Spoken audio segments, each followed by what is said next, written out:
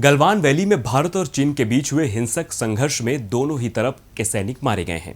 लेकिन चीन के कितने सैनिक शहीद हुए, इस बात को चीन हमेशा से छुपाता रहा है।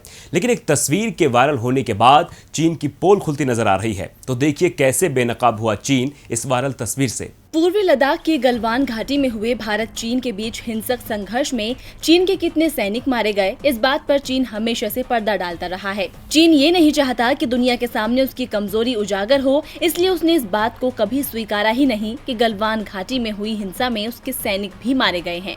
लेकिन एक वायरल तस्वीर ने चीन का पर्दाफाश कर दिया है।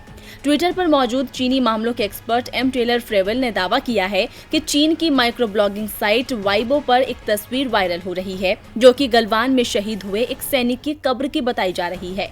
तस्वीर में मौजूद ये कब्र 19 साल के एक चीनी सैनिक की है, जिसकी मौत चीन भारत सीमा रक्षा संघर्ष में जून 2020 में हो गई। बता दें कि गलवान घाटी में 15 जून को चीनी सैनिक भारतीय सीमा में घुस आए थे और उन्हें समझाने के लिए भी गए, लेकिन चीनी सैनिकों ने कांटेदार लाठियों से हमला कर दिया था, जिसमें भारत के कुल 20 सैनिक शहीद हो गए।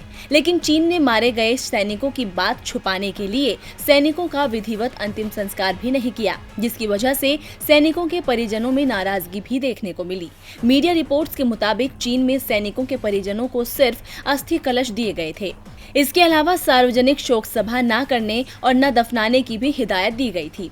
टेलर ने यह भी बताया कि ये 13वीं सीमा रक्षा रेजिमेंट का हिस्सा है। उन्होंने ये भी दावा किया है कि 2015 में इस यूनिट का नाम केंद्रीय सैन्य आयोग ने यूनाइटेड कॉम्बैट मॉडल कंपनी रख दिया था, जिससे पता चलता है कि गलवान घाटी में चीन ने कौन सी यूनिट तैनात की थी। हालांकि चीन के लाख छुपाने के बावजूद अमेरिकी मीडिया ने दावा किया था कि इस संघर्ष में चीन के भी 40 से ज्यादा सैनिक मारे गए थे।